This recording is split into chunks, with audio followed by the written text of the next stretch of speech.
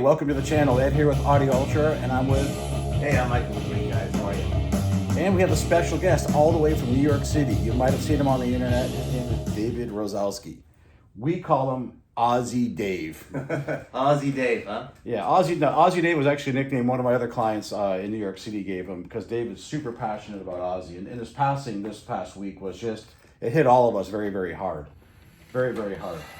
But we celebrated, right? We celebrated by listening to some music, and that's what Ozzy would want to keep him alive, and that's what these guys get to basically have is legacies that are always be heard. Definitely. As soon as David got here, the first thing we listened to was Sabbath and Ozzy. We It started off with Diary of a Madman. What an album! What an album! We listened. This is a reissue, actually. We compared the reissue to the streaming version. What did you guys think of the comparison? It was good. I mean, honestly, I thought it was a good recording. That's on the Jet label. Jet label, correct. Yeah. Yes. And overall, it was a great recording. This is a reissue, you said? This is a reissue from about 2010 or 11, yeah. So still early. Good though, yeah. Yeah, I had no issues with it at all. Yeah. And look at Ozzy, man. Just the guy was definitely an original, right? I mean, like, he did set standards. There's no ifs, ands, or buts about it. Definitely. And we tagged on by going back and listening to an original pressing of Master of Reality. Another great album. Again, we focused in on the song Into the Void, last track on side 2 from Black Sabbath. And that's one of your favorites, I think, right, David? You like Into the Void? Love that song. And so with Into the Void, we were burning again up the Dohmann table, still having fun between tables, and major differences we were hearing between the Kuzma Saphir, which is a fantastic arm, and the LM09. I mean, you just night and day differences with these arms. Yeah. So next day, we listened to Jeff Beck. We streamed it, and then we listened to the MoFi-ish edition of Jeff Beck's.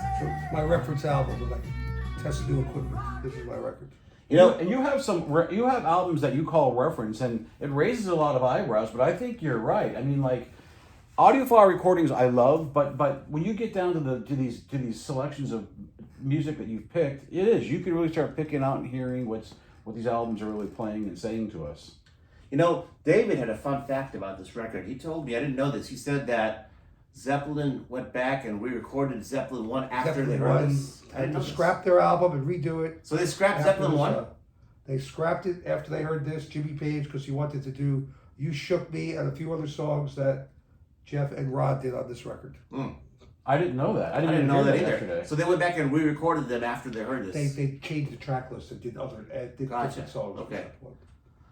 So that was on our first day of listening, right? We did the Seattle thing. We were at Pike Place Market. We found a store called Holy Cow Records. You and I have been there before. Holy Cow Records. And we took David to Holy Cow Records and tell him what you found.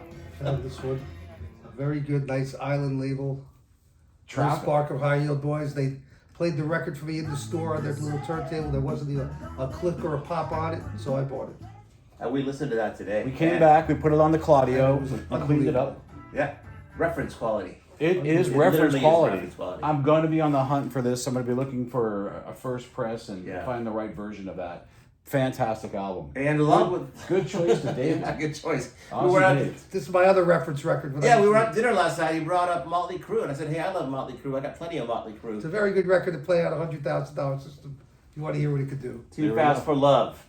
And you met Tommy Lee, right? I met Tommy Lee back in 2002 when I was working in radio. Yeah, back to our local station, KISW. KISW. He was out promoting a solo album he had, so I got a picture with him back then. But this is an incredible album. One amazing song after another. And you told me that you've been in high-end audio shops, and people are impressed when you bring this in, right? Very impressed. They wouldn't expect it, right? Store owners look at me funny. Then they ask me if they could, what do they digitize a copy off my record? I didn't look at them funny. I'm like, okay, let's drop that on one of these tables and check it out. And here's where the SAT really just took it to this level, or this album to a whole new level. And so again, we listened to the Dohmann today. We listened to the SAT, and we heard the Kuzma Saphir arm. We heard the LM09 from SAT, and we heard the titanium arm, which is, what model is that again, Ed? That's a CF109. That's the SAT's top of the line. Includes titanium in its design, and it just took it to a whole new level. What kind of differences did you hear on the arms? it just keeps getting better. Better and better. And that's the simplest way of describing it. Really? It does. It gets It is. better and better and better. Because again, the Kuzma Saphir is no slouch. That's a fantastic arm. It's a world-class arm. And it's a touch more laid back is what you're getting, but you're still getting full dynamics, just in a more laid back presentation. And then once you jump on board with SAT, you're in that high speed sports car, and it's giving you a lot, especially with these Lyra cartridges. I mean, it's extracting the groove like there's nobody's business, right? You agree? Yeah, definitely, 100%. So then today we went ahead again. We followed up with taking David around Seattle. We took him out to Mount Rainier today, which was pretty damn impressive, right?